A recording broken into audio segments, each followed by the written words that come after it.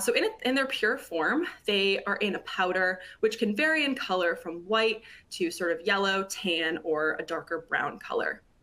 And it's important to note that because nitazenes were developed back in the 50s but never approved for use, they never underwent clinical trials. So a lot about the pharmacological effects and their exact potencies is largely unknown.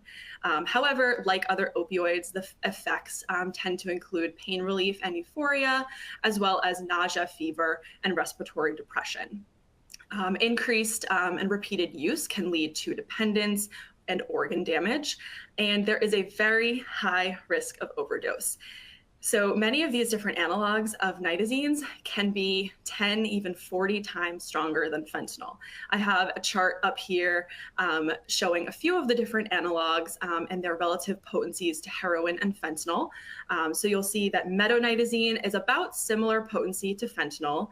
Edonitazene is about 10 times as strong, and there actually have been reports of some of the newer analogs, the pyrrolidino compounds, being up to 40 times as strong as fentanyl. So really dangerous stuff. Luckily, Narcan is effective against nitazenes. However, due to their potency, multiple doses or sort of quicker acting on administering that Narcan may be needed. I actually read one report of a patient in the UK who required 14 doses of Narcan to be revived, but thankfully in the end they were successfully revived. All right, so let's talk safety for all of you out in the field with this stuff. So again, because nitazenes are so new, there really hasn't been any established safety guidelines released for these substances.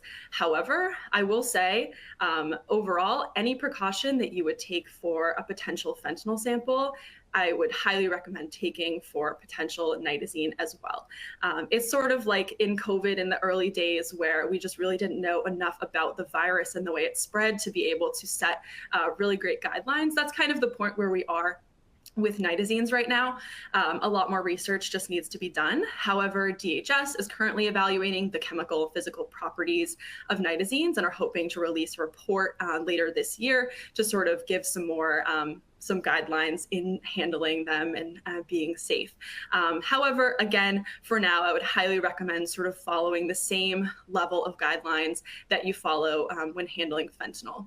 And so the possible signs of overdose, again, will be very similar, being non-responsive or unconscious, having slow or shallow breathing, sort of the graying or bluing of the skin or lips, as well as reduced pupil size. And again, just sort of some guidelines to protect yourself. Always wear gloves or other PPE when nitazenes are suspected. Avoid any actions that may cause the powder to become airborne so that you're not potentially breathing that in. If skin contact does occur, just promptly wash that off with soap and water.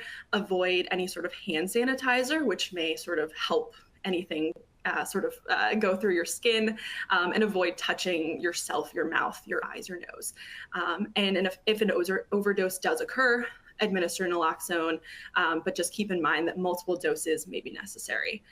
And so I'm sure many of you have seen this graphic here comparing the lethal doses of heroin compared to fentanyl and carfentanil. Well, I'm going to add another layer to that graphic where I'm going to sort of have you visualize now nitazenes. So edonitazene is believed to have about similar potency to carfentanil.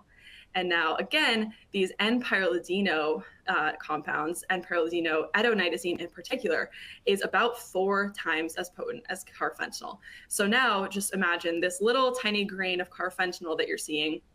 Imagine just a fraction of that is what you are looking out for. So again, just a reminder of how dangerous these things are and to really take any and all precautions that you can.